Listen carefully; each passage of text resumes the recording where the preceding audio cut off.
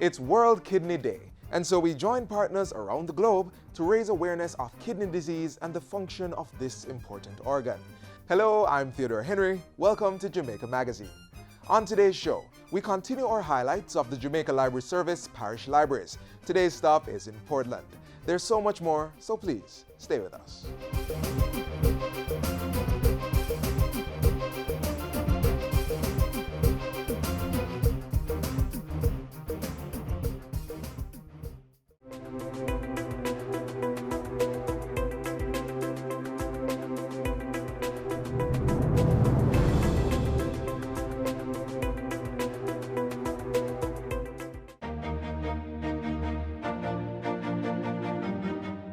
Respecting yourself, how you carry yourself is very important.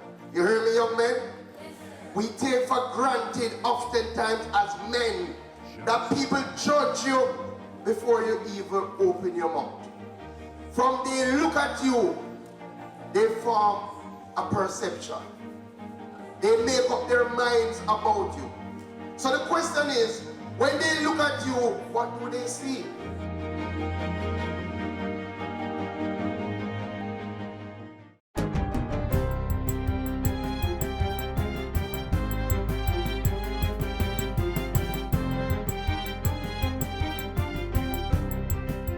Good day, I'm Stephen McHugh, and this is your JIS News for Thursday, March 9.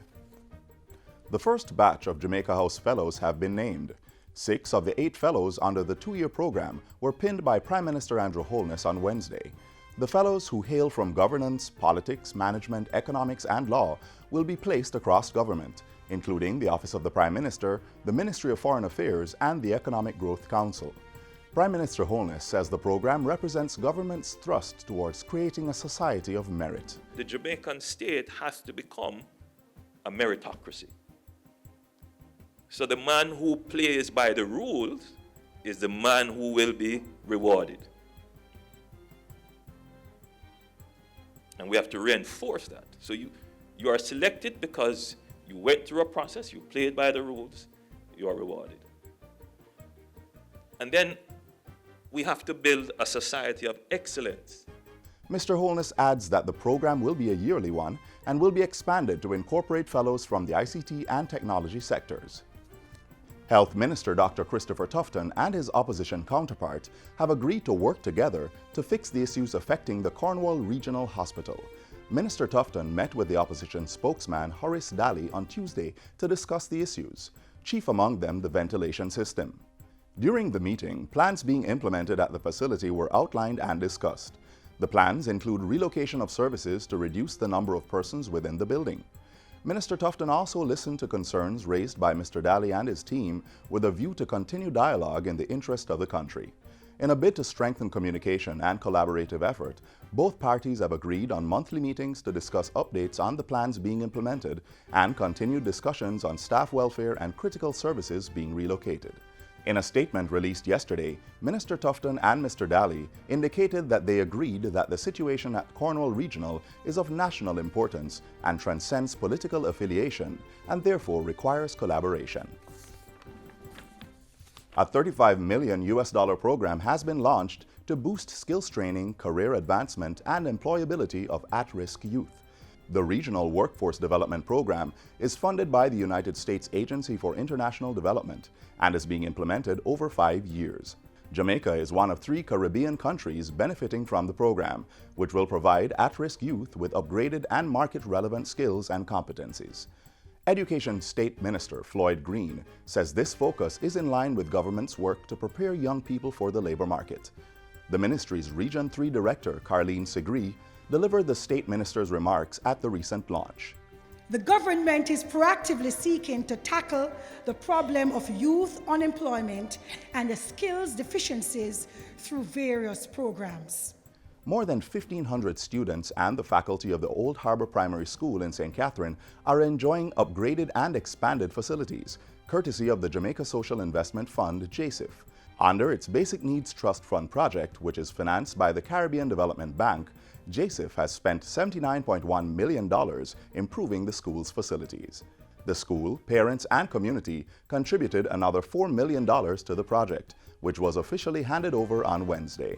The work included the construction of 10 new classrooms, which have been furnished with new desks and chairs for teachers and students, as well as fire extinguishers. JIS also rehabilitated the school's student bathrooms, kitchen, library, administrative areas, and walkways, and upgraded the electrical system. JIS's Managing Director Omar Sweeney says the project included other interventions to support the holistic development of the school. A part of the investment has seen programs to improve the quality enhancement in literacy and numeracy. With the addition of the sanitation block, there was training in water, sanitation, and hygiene training. There's maintenance training that has been executed with the leadership of the school. There will be additional training for special education needs counselors. And then, of course, training for youth at risk, which is violence prevention against children.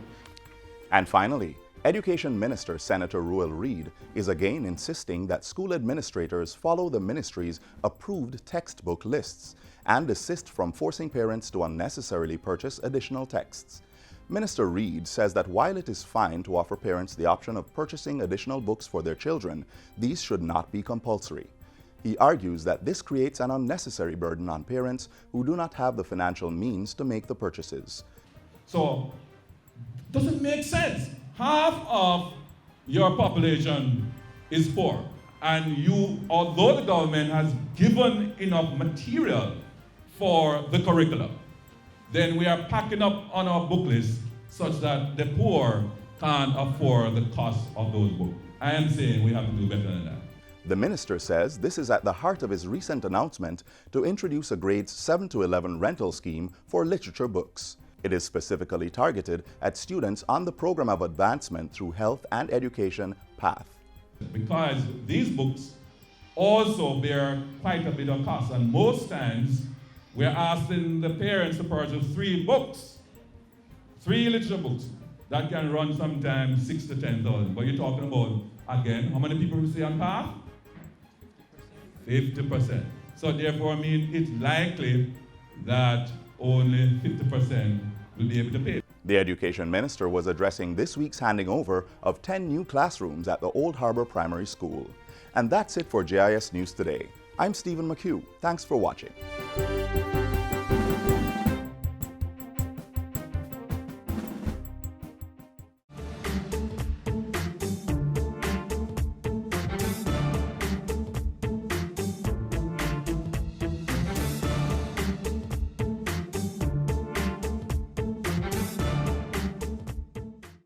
Sweet Jamaica, we not left ya. Tough yam and banana, we not left ya. Finger-licking jerk chicken, Helcher fish and bami, we run down yam and banana, roast bread fruit, sweet potato pudding. Jamaica food sweet. So let's make a pledge to use more local produce and less foreign goods. Let's grow what we eat and eat what we grow. Sweet Jamaica, we not left ya.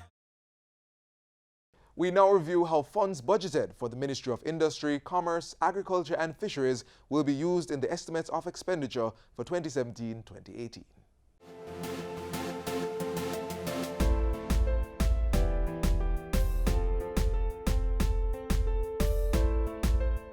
The Ministry of Industry, Commerce, Agriculture and Fisheries has been allotted over $5.6 billion to take care of administrative expenses in the 2017-2018 fiscal year. Close to $1.6 billion is provided to fund projects with government financing, and another $375 million from multilateral and bilateral partners. The provisions are outlined in the estimates of expenditure. Funding for the agriculture and fisheries portfolio will see a huge chunk of the Capital A money going towards the sugar transformation project. A number of targets are to be achieved by September 30 this year, including the development and promulgation of mandatory standards for packaging and labeling of sugar for the retail trade. Other targets include the exportation of at least 2,500 metric tons of sugar to countries other than the European Union and the United States. Expansion of irrigated sugarcane areas served by overhead and drip irrigation, 600 persons from sugar-dependent areas will also be trained, and 80 kilometers of feeder roads are to be rehabilitated. The ministry is also implementing another project to improve farm roads. $150 million has been allocated to fix 124 kilometers of farm roads in the new fiscal year. Farmers will also benefit under the Production Incentives Project. $385 billion has been set aside to support mitigation measures to reduce the impact of drought conditions, rehabilitate facilities at the Bodles Research Station, and lend support to sugarcane farmers. The government and its multilateral and bilateral partners have put up over $375 million to support the agriculture sector in 2017-2018. This provision allows for the implementation and management of several projects ranging from agricultural competitiveness to climate change resilience of the agriculture and fisheries sectors and support to the banana industry. Under housekeeping expenses, the Predial Larceny Prevention Unit will spend more than $11 million to combat farm theft. Activities will include strengthening legislation, establishing pounds for recovered animals, increasing joint police operations, and the training of police personnel. A separate allocation of $10.6 million will facilitate the tagging of 8,500 heads of cattle. $12.9 million will be used to enforce the compliance of farm registration and certification. This is to effectively trace the origin of all domestic and imported animals and products. To stimulate an increase in production and productivity, the government has set aside over $1.7 billion. This will support farmers in the management and improvement of livestock and crop rearing. To promote youth development in the sector, the Jamaica Forage Clubs will spend $122.6 million of its allocation on training and entrepreneurship. This activity is aimed at fostering the establishment of new agriculture businesses, as successful trainees will receive venture inputs and technical support for startup businesses. The ministry will also be supporting business activities in other sectors during the 2017-2018 fiscal year. Over $577 million will be shared for industrial development, micro, small and medium enterprise MSME development, and the protection of intellectual property rights. The money will help to streamline business facilitation, promote entrepreneurship, and develop and expand industrial export for manufacturers, producers, service providers, and MSMEs. The overall objective is to stimulate economic growth through the promotion of an enabling business environment.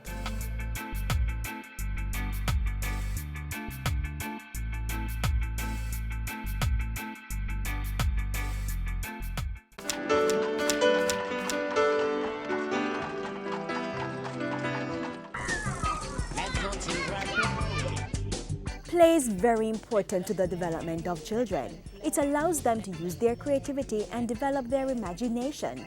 Through play, children interact with the world around them. They learn how to work in groups, share and resolve conflicts. They learn rules and they learn about respecting others and waiting turns and setting their own rules and guidelines for their games. Set limits, but allow your children to play. It will help them develop the confidence and resilience needed to conquer future challenges. The Jamaica Library Service has upgraded its facilities to offer more than just physical books, making the experience so much more fun. See for yourself.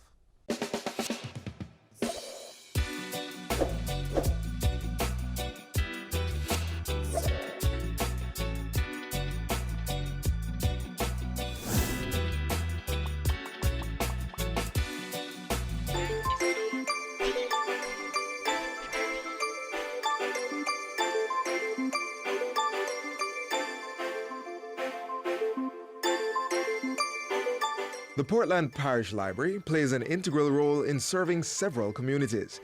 Their annual summer program caters to children between the age groups of 3 to 15. Last summer, the participants were challenged to integrate the cyberverse in their summer activities. We are hosting approximately 320 students across the parish. We were privileged to have 44 computers through the Global Libraries Project. Here at the Parish Library, we have 19 new state-of-the-art computers that we are able to serve adults and children alike. So our children were introduced to what we call Kudo software, which is a gaming software that teaches them to build their own games. So they had a privilege to do that. We also were able to name the groups. We have a group called Wi-Fi, a group called Hotspot. Children were similarly engaged through the Portland Parish Library Network. The network consists also of 6 branch libraries, and these are located in the more rural towns in Portland: Buff Bay, Long Bay, Hope Bay, Hector's River, Mount Pleasant, and Bybrook branch libraries. We also have in the network our mobile library stops, where we take the library to the more rural areas. In addition to the artistic activities such as singing, dancing, and poetry writing and recital, the participants became environmentalists, using recycled material to create craft products, and mathematics technicians through the aid of specialists. The program that I'm implementing is to use problem-solving strategies to assist students in becoming better thinkers in their mathematics activities. This program is implemented in collaboration with CASE Citizenship Program. I've seen a good response in the students. The Portland Parish Library continues to empower students through the newly state-of-the-art computers. The computers help me with my essays and assignments, which I wouldn't otherwise get to do up at the school. The library is able to successfully host their summer program through partnership with a number of supporting entities such as the National Youth Service, the Parish Council, and Jamaica Cultural Development Commission. I would encourage all those persons in the nearby communities, my neighbors, friends, family, to come in, use the library. Please ensure you utilize the Parish Library and all its wonderful resources. The Portland Parish Library is very outstanding in the way it interacts with the community. So we're here for them. We extend ourselves as best as we can, and we give the community the support. No, instead of war, peace. But I don't want World War III because we will blow up the earth. If I could change one thing in this world, we would have no weapon. No knives or swords, no guns or bombs, just peace. Just peace. I am a promise. I am a possibility. I am a promise. Promise will not happy, happy. I am a brave babe from the Lord. The gentry alone team. Yeah. I'm learning to hear my voice, and I'm trying to make the right choice. I am a promise to be anything I want it to be. They are indeed Jamaica's promise, and the Jamaica Library Service is helping to hone their skills. And on that note, we leave behind the picturesque parish of Portland in the east and take you to central Jamaica to the old Spanish capital, where the St. Catherine Parish Library is located. All this on the next episode of the JLS Spotlight.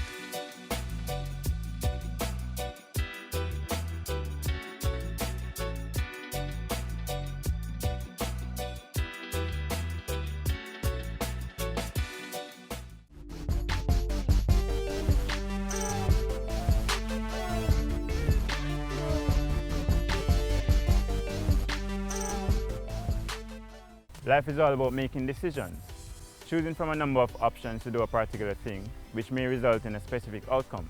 It can be difficult, but there are 4 things you can do to help make that decision. Stop. Check out what's happening and remind yourself to think before acting. Think. Make sure you're aware of the choices, all the advantages and disadvantages. Then think about the consequences. Act. Choose the best option and do something about it. Review. Finally, review what you have done and determine if it was good or bad. That way, you'll be in a better position to make the next decision, whether big or simple.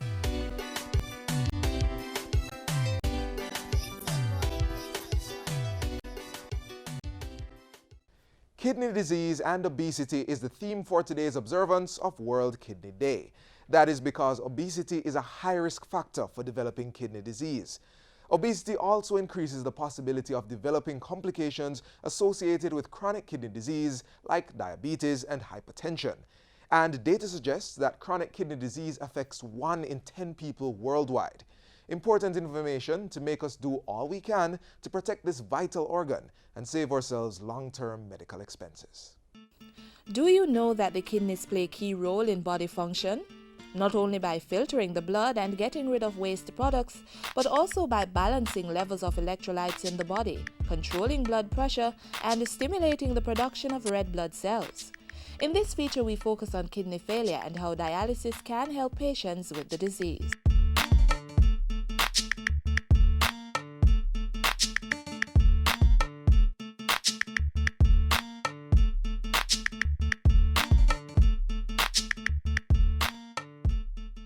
The kidneys are located in the abdomen toward the back, normally on one side of the spine. They normally remove waste and excess fluid from the blood.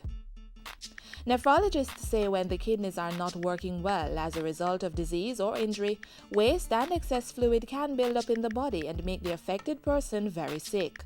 This is what doctors refer to as kidney failure. Interesting. According to Dr. Charmaine Watson-Brown, consultant nephrologist at the Kingston Public Hospital, incidences and the prevalence of kidney failure is increasing daily in Jamaica and around the world. In Jamaica, studies have shown that the commonest cause of kidney disease and hence end-stage renal disease, kidney failure, is hypertension. Our second leading cause is diabetes.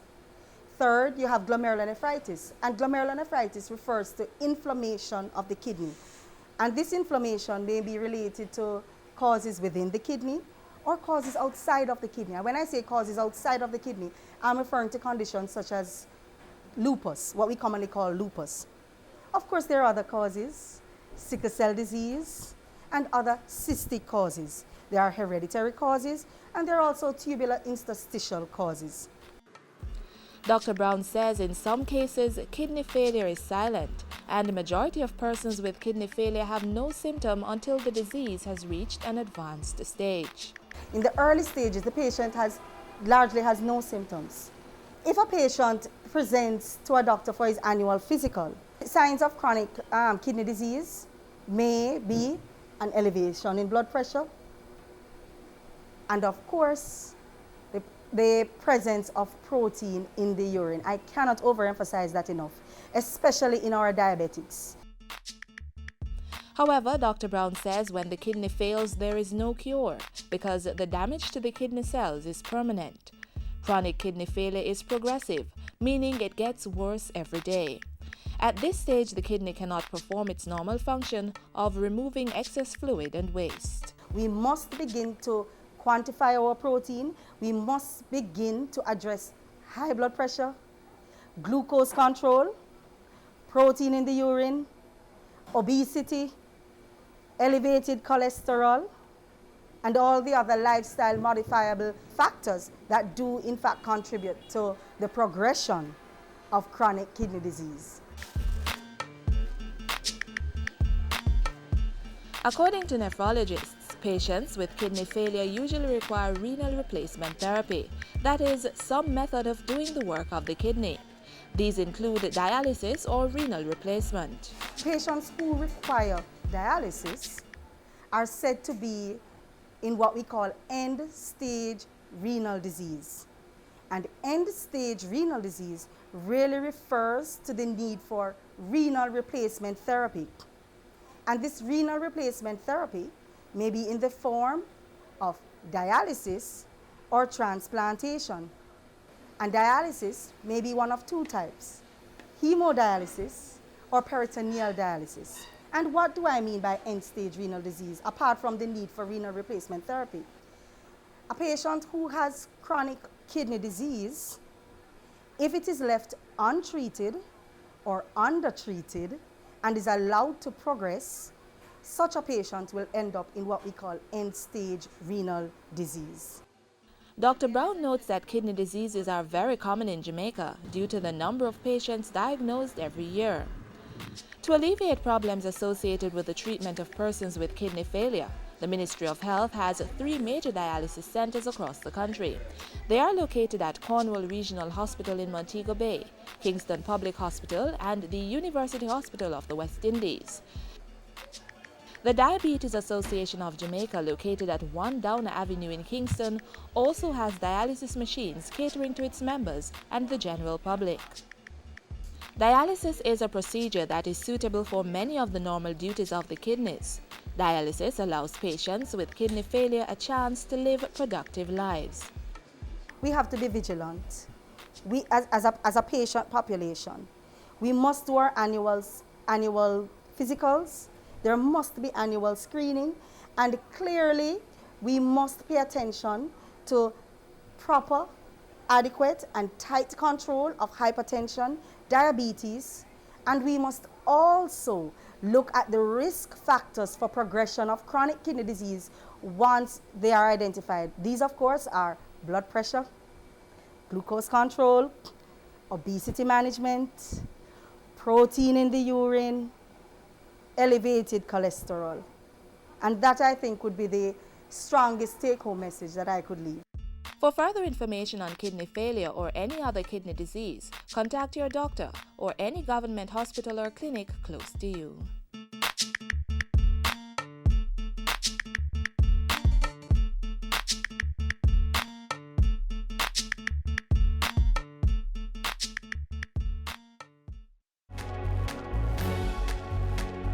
Know your numbers and control the keys to a healthier heart. Know the numbers for your blood pressure, cholesterol level, blood glucose level, and your weight and body mass index. Find out the risks they represent and what you need to do to stay healthy. Talk to your doctor and start making healthy lifestyle choices to prevent a heart attack or stroke. Understand you might not always agree, but you can respect somebody else's view. Respect my lad. Respect my dad. Yeah, man, respect. It doesn't take anything to be respectful. And you can never tell the impact you will have just by saying, good morning, please, thank you. Respect.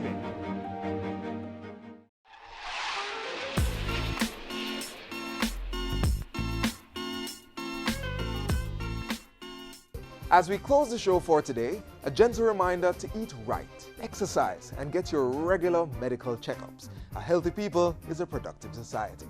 Connect with us online via our website, jis.gov.jm, or our YouTube channel. And keep sending your feedback to Jamaica Magazine at jis.gov.jm or a tweet at JIS News. We'll be back tomorrow, so on behalf of the production crew, I am Theodore Henry. Thanks for watching. This has been a production of the Jamaica Information Service, the voice of Jamaica.